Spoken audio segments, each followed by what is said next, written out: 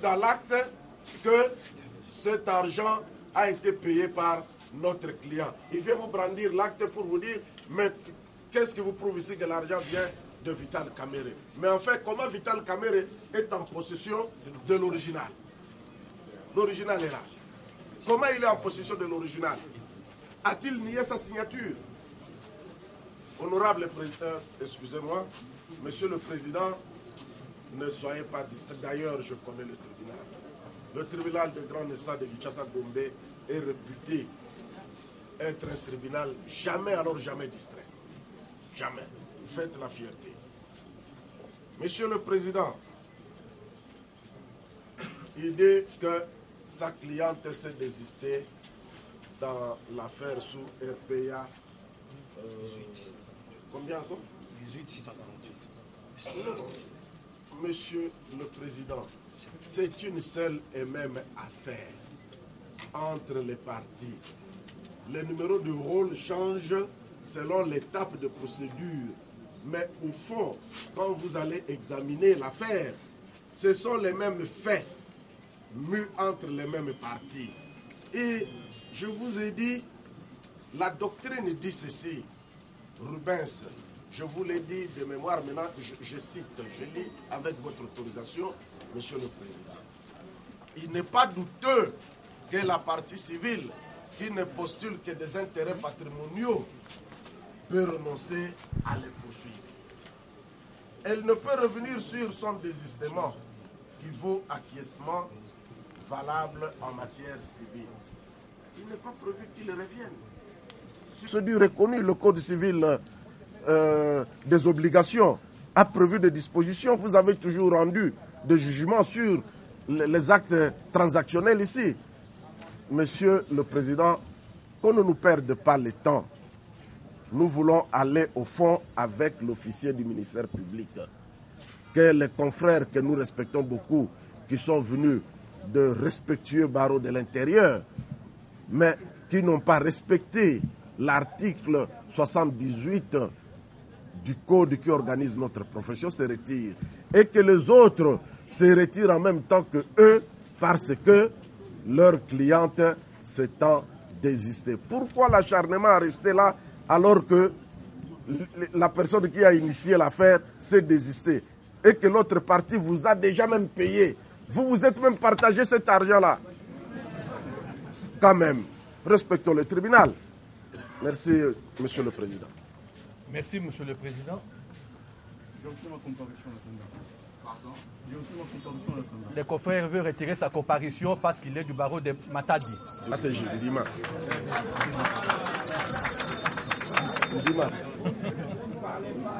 Parlez. Oui, je dis j'ai retiré ma comparution. Au regard de ce que mes estimés confrères ont agencé comme droit. Oui, nous prenons acte. Oui, mais le tribunal vous remercie.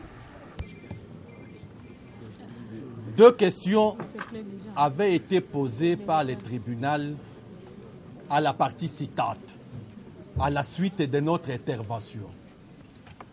Que dites-vous, comme Jésus posait la question à ses disciples, au principe soulevé electa unawiya? Que dites-vous de l'article 78 du code de la loi organisant les barreaux? À ces deux questions, Monsieur le Président, Madame et Messieurs de la composition, Monsieur l'officier du ministère public, je n'ai pas entendu des réponses de droit. Plutôt un peu de la sociologie du droit. On vous a parlé de l'article 5 du Code organisant les barreaux. Mais l'article 5 vient avant l'article 78 qui est clair. Et on vous pose quelle est la sanction. Mais c'est à rire. Lorsque la loi dit l'avocat est tenu, c'est une obligation légale. Et lorsque cette obligation légale n'est pas remplie, l'avocat doit tirer les conséquences qui s'imposent. Les avocats se retirent parce que l'obligation n'est pas remplie. C'est une obligation légale qui pouvait être soulevée d'office par l'officier du ministère public, garant de la loi. Donc il n'a pas dit, parce qu'il n'y a pas de sanctions, je demeure. Non, c'est du théâtre. Est tenu. Ce sont les mots utilisés par la loi, qui n'appellent aucune interprétation. Est tenu. Cela a-t-il été fait? Oui ou non? Dans le cas d'espèce, nous disons non. La conséquence, vous ne l'avez pas rempli, tirez-le, partez. C'est ce que la loi veut dire, Monsieur le Président. Sinon alors, à quoi sert au législateur de prendre une disposition? Heureusement que nous sommes devant un tribunal costaud. Ce n'est pas les gachachas ici. Deuxièmement, Monsieur le Président, il aurait pu se taire que de vouloir demander montrement où Vital Kamerhe m'a donné l'argent. Quand vous lisez cet acte, c'est reçu. L'original est là. À la suite de l'arrangement à l'amiable intervenu entre Mme Wivine Moleka dans l'affaire qui oppose Mme Wivine Moleka à Vital Kamerhe. Mais tout est dit. Qu'est-ce qu'il veut qu'on lui dise encore? Et c'est de sa propre main. Il n'a pas été forcé d'écrire. C'est lui-même, délibérément. Mais si vous reconnaissez avoir pris l'argent de l'adversaire, ce qui est contre la déontologie, et nous allons en tirer les conséquences possibles le moment venu. Vous prenez l'argent à la suite de l'arrangement à l'amiable qui n'a pas été dénoncé, vous l'avez signé. L'article 33 du Code civil, livre 3. Les conventions légalement formées entre parties tiennent des lois à ceux qui les ont faites. C'est signé. Aujourd'hui, pour les besoins de la Cour, il faut dire non. Ma cliente avait dit qu'il faut encore ajouter autre chose de complémentaire. Où est la preuve qu'il a écrit à Vital Kamerhe pour dire voilà, ma cliente dit ceci? C'est cette convention qui est en vigueur. Il n'y a pas d'autres documents. Et en exécution de cette convention, le prévenu ici, l'honorable Vital Kamerhe, prévenu entre guillemets, l'honorable Vital Kamerhe, en s'exécutant, a accepté ses désistements. Sinon, il ne serait pas exécuté. $5 000 plus $2 000 frais généralement quelconques. Ça fait 7 000. Membre du Conseil de l'ordre. Monsieur le Président, on ne doit pas venir distraire votre tribunal. Ils doivent avoir l'humilité et de ne pas donner, parce qu'on donne toujours raison au Fils de Dieu. Il a dit il y a 2000 ans, il y a ceux qui ont des yeux pour voir, mais ne veulent pas voir. Des oreilles pour entendre, ne veulent pas entendre. Je crois que c'est le cas d'espèce. Qu'on ouvre les yeux pour voir et les oreilles pour entendre que ce que nous disons est fondé et basé sur la loi. Le tribunal ne se prononce qu'au regard de la loi. Monsieur le Président, j'ai dit, je vous remercie. Une petite note de plaidoirie à cet effet vous sera déposée dans les délais de la loi. Nous n'avons jamais reçu de l'argent de la partie adverse parce que la pièce qu'il y a ici vient de ma cliente. Parce que nous avons établi ça en deux originaux, de la même manière que nous avons établi la pièce que moi j'ai remise au confrère qui est derrière. C'est la raison pour laquelle j'ai cette décharge-là, parce que c'était une transparence, comme c'est une transaction entre parties. Les deux parties devaient avoir des copies, parce qu'ils devaient se retrouver pour la suite de la transaction. C'est cela. Donc, le contradicteur qui voulait, parce qu'il y a des gens qui voulaient certainement faire de cela un usage politique, nous avons là, Monsieur le Président, quand nous étions en train de parler, de l'autre côté, ils ne prenaient pas la parole. Et c'est comme ça que vous allez vous rendre compte qu'ils sont pris dans leur piège. Cet original qui a été remis à l'avocat de Kamerhe devait savoir que pour sa transaction-là que ma cliente était en train, a vu son avocat, et la cliente a payé l'acte de transaction, autant les différentes pièces de paiement de l'avocat de l'honorable que je suis. Ce n'est pas une question d'argent ici et c'est acté. Donc ma cliente a un original, Kameri a un original, il en est de même de 2 originaux ici. Mais quand nous nous sommes retrouvés, la partie, l'avocat qui m'a d'ailleurs accompagné chez ma cliente lui a dit non. À ce qui concerne la signature, je préfère que vous puissiez retirer ce que vous avez fait parce que je voudrais que nous puissions vous remettre des procurations respectives. Parce que je voudrais revenir sur l'article. Tentant de sauter le premier, croyez nous prendre, il va utiliser, en oubliant même que la pièce que je lui ai remise faisait état du paiement de Maître Lédi par sa cliente. Poser la question à l'avocat parce qu'il m'a dit de le regarder dans les yeux où se trouve son nom. Oui, parce qu'ils ont tenté d'en faire, parce que si ma cliente effectivement est rentrée derrière dans ce dossier ici, parce qu'ils ont tenté de faire allusion à la télévision. Et vous allez vous rendre compte que c'est faux. Et preuve à l'appui. Je n'ai pas peur d'aller au Conseil de l'ordre, nous allons nous y retrouver parce que vous allez poser la question à l'avocat à quel moment j'ai perçu. Il n'y a aucune pièce qui fait état que je n'aurais pas. Je suis un procédurier. Je ne pouvais pas recevoir une quelconque somme de la partie. C'est interdit. Monsieur le Président. Électa, parce que la partie, j'attendais à ce que le contradicteur Tchekoya me dise Électa Unaouya signifie quoi? C'est du latin. Mais c'est un moyen vide. Il se contente pour dire Électa Unaouya. Ça signifie quoi?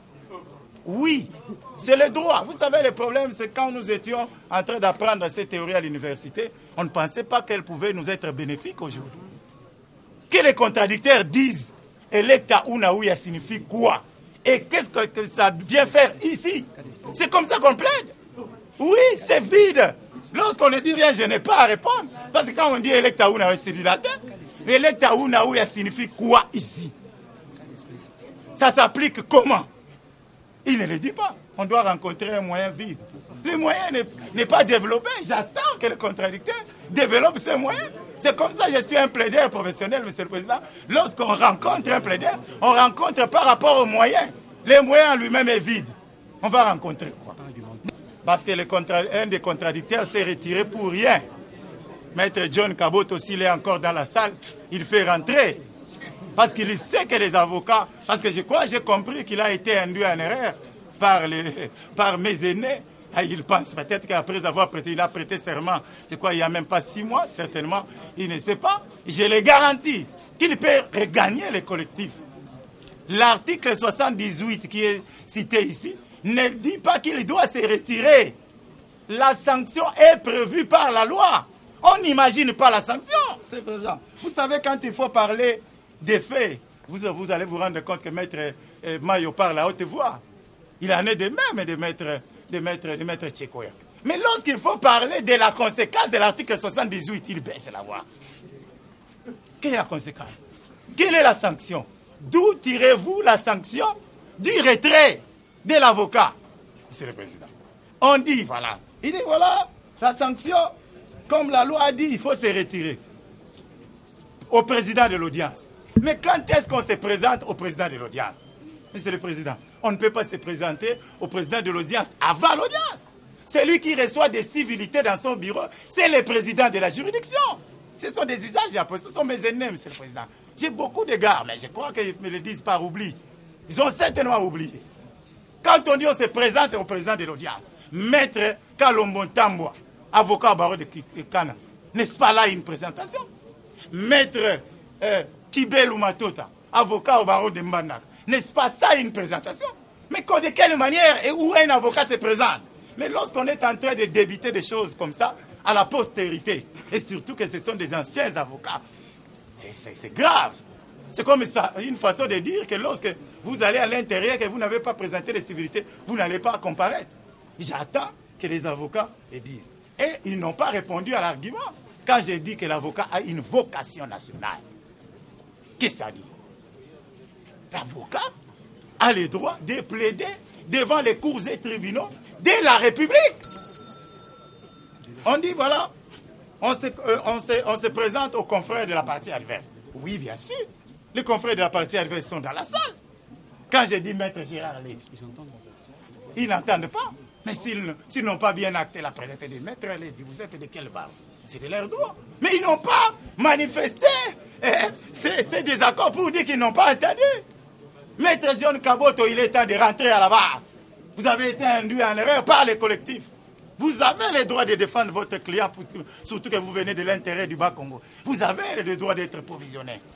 Rentrez, monsieur le président, Maître John Kaboto, qui est un collègue de promotion. Bandeko balandina banzi bouti kolanda masolo na français to moni bavoka ya mwana mboka Vital Kamerhe babimi to lingi to ba soki babimi pona nini mbote maître biso tolobi na président était Mama Wivine assez à se désistaki na likambo ya milongoli bavoka na eba longwa etikali likambo ya ministère public yemoko ministère public alobi ata juge olongoli bango ngala kozongisa Mama Wivine comme témoin. Alors, juge, on est à Likamboyo à joindre Yango au fond. C'est-à-dire, dès que tu as évité Mama Wivine, Azali témoin, Azali partie civile, Azali nani, tu évité.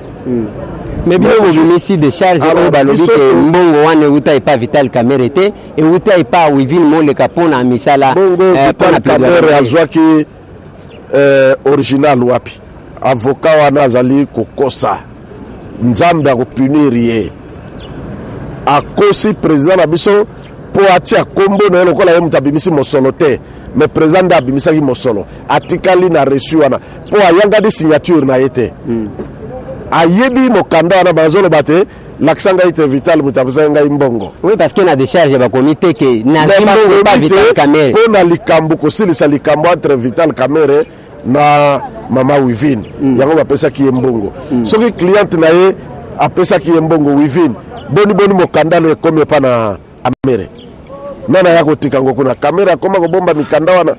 Mais Kamerhe pe pona nini atalaki na décharge ta mona ke bakomi kombo na ye te bakomi décharge mais avocat kola ngai ndenge nazali avocat moto fasa ngai confiance tango to bandaki mosalo na avocat makambo tindo boezalaki te tozwi race mosusu génération ya sika ya bavocat eza biloko emonanaka te na kati na bavocat soko so ebisaki client na yo te likambo ototika tobongisa il faut otingama na ye wana soki yo moni eza esu boye te loba nekende ozwa avocat mosusu ngai na sinala mais yo moko lobi na avocat no to signer acte transaction ezali ba signer ye avocat signer yango. Mais na décharge maître balobi ke basengaki Vital Kamerhe aleka na télévision soit a komandenga komaka senga bolimbisi yango Kamerhe alingi kosala te bozo sala ba manœuvre pour que 2 ans eleka baloba ke moyen ya kolandela ye lisayo soki na acte transactionnel ba komi bongo soki déjà yo ozana likambo na mutu devant juge pénal ondimi te boya kobongisa na acte transactionnel eli kolobaki otiki nzela ya juge tobongisa na boyokani soki boyokani wana ebongi te bakendaka epai ya juge civil mpona koloba tala tosololaki boyokani oyo eyokani te moto oyo atosi yango te ezali boye te désordre tala sikoyo towuti na greffe mpona koluka kosala pourvoi en cassation contre décision jugement avant dire droit il y a tribunal azolo banabiso to samba mais to samba Wivine azali nani partie civile azali témoin ou azali nani faut yeba mutu to samba na ye grade na ye nini titre na ye nini na lo batabo ipo bato ba comprendre juge abi na kuyana na bino na suka na jugement mais to samba ndenge to yebi moto ali boso na biso ya azali nani te. Mais baloka ya Wivine ke ina greffe pour tout ça là pour voir oyebi ndeko Eliezer registre ezate na bureau ya l'état registre baluza koluka registre baza kobunda koluka registre bapesi mitindo na ebisi yo ndeko Eliezer président Kabila ayeba te Mobutu azalaki awa suka ye pa kosuka abebiso be mboko lokola azali kosala mitindo pe yawa na ministre ya justice wana mitindo pe président ya tribunal azaita abimi greffier pesa biso registre ezomonana te ekei wapi ezalaki kaka ezalaki tisikawa tozoke na cour suprême na justice mpona kozwa basuka désorganisé bavoka ya Wivine moleka balobi ke bino bozokima débat yango bozaka na accessoire problème ezali politique Maman Wivine asa tika de likambo ya koma désistement na ye asa tika siko ezali Kabila na batu na ye baza kotia ye pression. Voilà la vérité. Pour nini baza kobanga Vital Kamerhe na 2016 alors que baloba que Vital Kamerhe mutu na bango yango te na avocat alati mapapa wana awutu soki wapi yenda alobaka Kamerhe mutu metala ya ligi bakanga mutu na ye omoni na façon la menté il en restera toujours quelque chose kosa ti nasuka ozanga te lokomoko.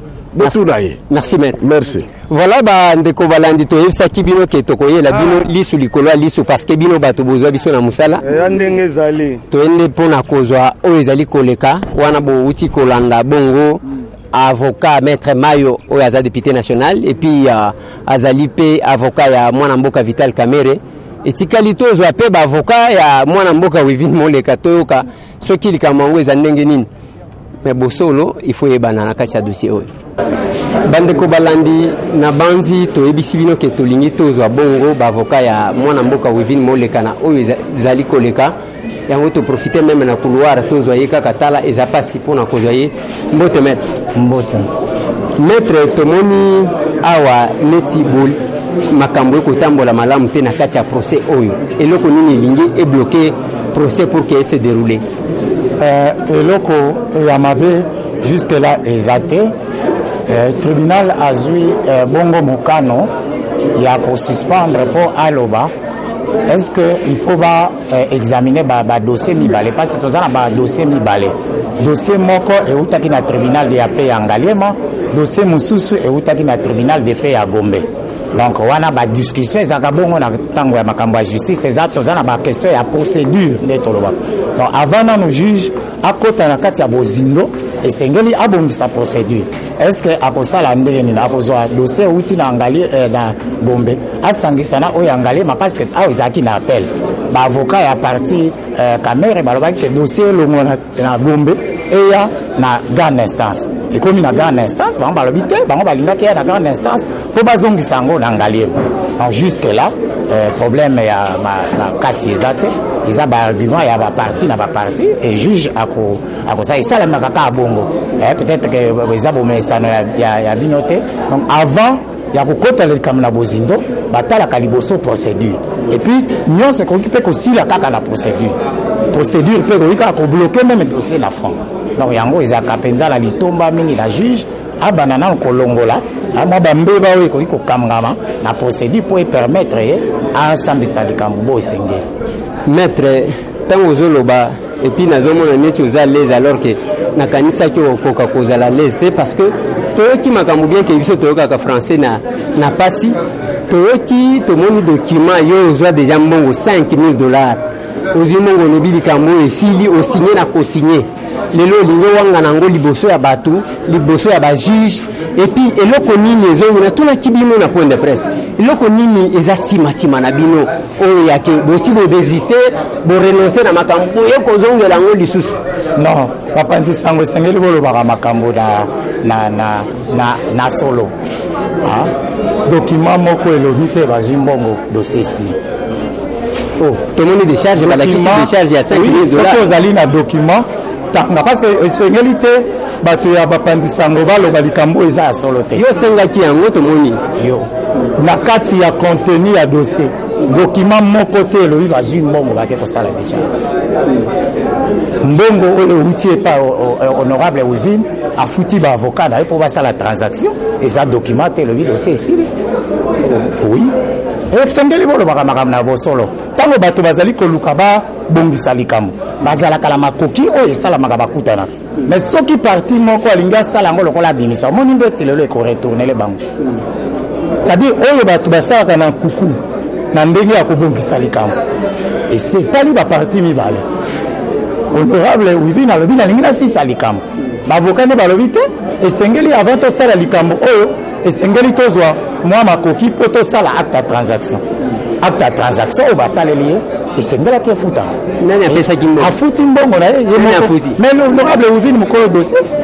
mais avocat mosusu wana alobi ke ye ndo apesa mbongo na maboko document non omoni tolinga kokota na makambo politique te toza ba politicien te document oyo bato basali client apesi moto na mbongo signer document parce que lokola bato nyonso bazalaki na voie ya règlement l'amiable c'est normal la transparence ba document nyonso tosali na autant d'exemplaires na autant de parties et ba document nyonso ezosala état nakoki euti pas honorable Ruvine on a l'ingaki asisa place wana est-ce que vous sentez que ça flou moto apesi mbongo eza cliente na yo boni document original et se retrouver na camp adverse na kati ya maboko originaux ezali mibale ba document nyonso ezala ba originaux ezala ba partie nyonso mibale document à transaction en originaux se trouve entre les deux parties les documents également ya mbongo oyo apesi ya partie parce que entre bango esengelaki ba tout à la transaction pour la suite soki ya pesi mbongo oyo bango bakoyokana na kuku etali biso te bavoka olingolo bakotika la jamais kozwa ata 100 francs côté ya vital kamera kozwa ngote parce que ya futa ba biso te atikala jamais kopesa biso te parce que otikala pe komona ete akoki kopesa ngote donc makambo ya avocat oyo ya parti mosusu akokozwa mbongo na parti adverse ezali interdit alors et akoki kosala pe décharge na bango te mais awa ezali na cadre ya transaction badocument esaki na originaux parce que kosala batractation mpona baye basilisa oyo foyeba tala moto oyo na kati ya dossier oyo asali badepense boni wana ntango bakokutana bakoyeba ndenge nini bakosilisa wana ntango bakokutana bi te na kati ya dossier ntango batiaki dossier honorable ebisaki autant po atindika badossier na tribunal afutaki bagreffier autant ntango bakokutana baparti soki basilisi makambo ya transaction bakokutana mpo batala moninga adepense autant esalemaka bongo il faut certainement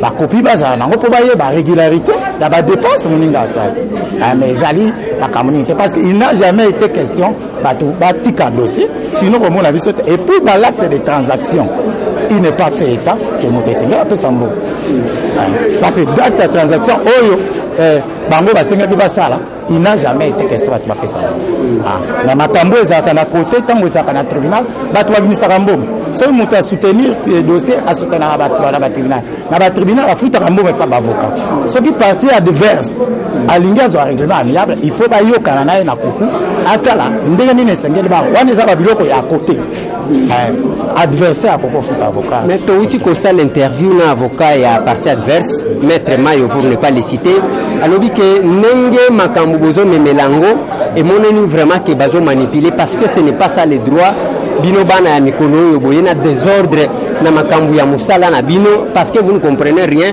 bozosala dimelimelo ok kobimisa Francis Kalombo auti kananga soki ayaki mokolo nini aye kobima wana bazolakisa bino mibeko ndenge elobi te bino bozotinga makaka et puis qualité nini bolingi bocontinuer kosamba en tant que témoin partie civile ou bien plaignant toujours comprendre non peut-être honorable aye mwana suka makambo ebandaka depuis 2011 atikala kozala avocat na dossier ote par exemple mokone ya liboso a comparaître lelo donc eza normal ke makambo mosusu échappé donc ezali likambo ya désordre te aye kokuta dossier na kati soki okokuta dossier na kati osengeli osimprene nango qualité juge asi a décidé alobi makambo ya qualité bakotala yango na kati ya fond donc aloba te ke makambo ya qualité basisilela ça c'est le 1 ya mibale confrère Mayo aza na raison te lorsqu'alobi ke baavocat parce que bino moko faut kozala pandisa yango po botunaka bato disposition nini elobi ke avocat intérieur akosamba te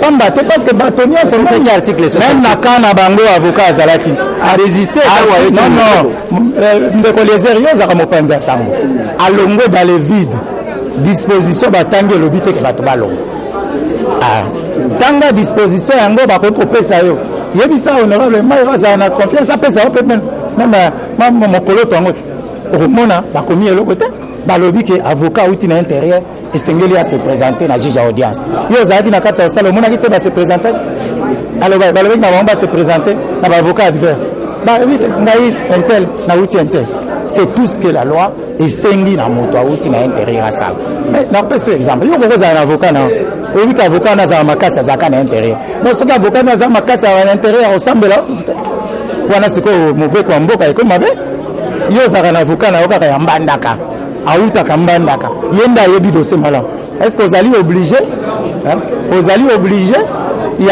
ya kozwa dossier avocat nana koko uta meme na poto aye kosamba est-ce que bakoboya avocat parce que auti na poto aya kosamba même babiloko nyonso wana bayebi yango baavocat Lubumbashi bakoya bakosamba mais napesa exemple parce que soki balobi ke baavocat ya intérêt bakokosamba te mais cour suprême ezalaka na intérieur cour suprême na biso ya mboka ezalaka na intérieur sikoyo baavocat ya intérieur so baye kosamba na cour suprême bakobengana bango mpona koyebisa bino ke makambo alobi ezali ya solo te donc avocat cour suprême ezalaka mibale te mais bango balobi coup de fil moko ekwei yango ebungisi baregistre mpona bakte makambo yake balingi kokende na cour suprême de justice tokoti likambo wana te mbala liboso bakenda na cour suprême yango te bakendaka na cour suprême mbala ebele soki mpe bakei non juge amonaki oyo basalaki wana ezalaki ya kosengela te ndeko leza ifo mpe kolobaka vérité te baavocat basali mbeba biso te mosala bino nayebisi yo parce que yo osengelaki koloba yango baavocat babungi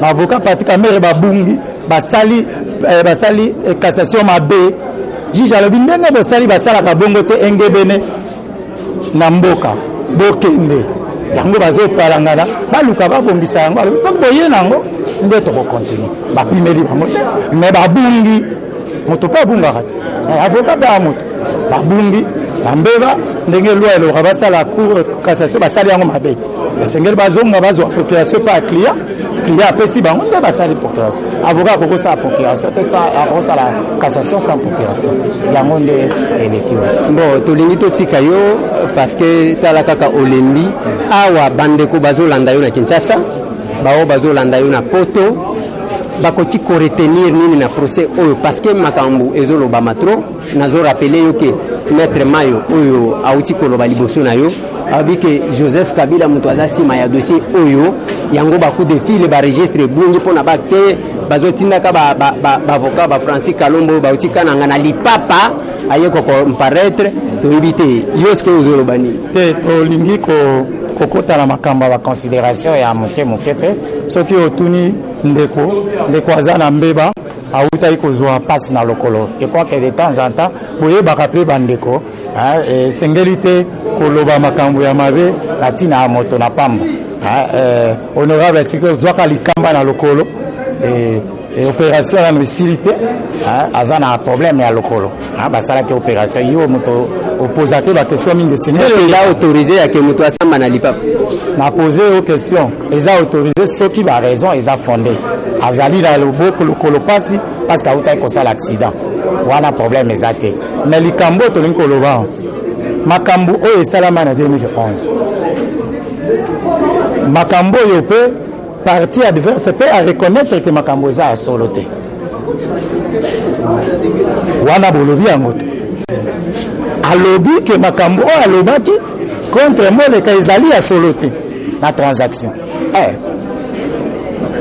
eloko nini etikalele acontinue bacontact mpona asilisa likambo alors que faut pas koya kobimisa likambo mpo oyebisa ye kobita mwana mboka continue batractation parce que bakoki mpe kokutana mpo basilisa likambo omoni likambo etikala yango moto oyo aza na na nsima tomoni ye te parce que sinon batransaction elingaki batentative ya transaction elingaki kozala te mais le problème c'est que tolingi te na ntango nyonso dossier ezali ke bato baglisaka mpo baluka batire badividende politique wana eza mabe awa makambo eza kaka makambo ya imputation moto mpe alingi balave ye alobi ke non balobaki otrichaki soki tokomaki na 2014 likambo boyebi te nde likambo elingaki esila parce makambo ya justice esilaka soki tokomaki na 2014 ke mama Wivine asezisaki justice te nde akokaki koya susu te na ka wana linga aloba nini seke makambo alobaki na nsima ne ezalaki ya solo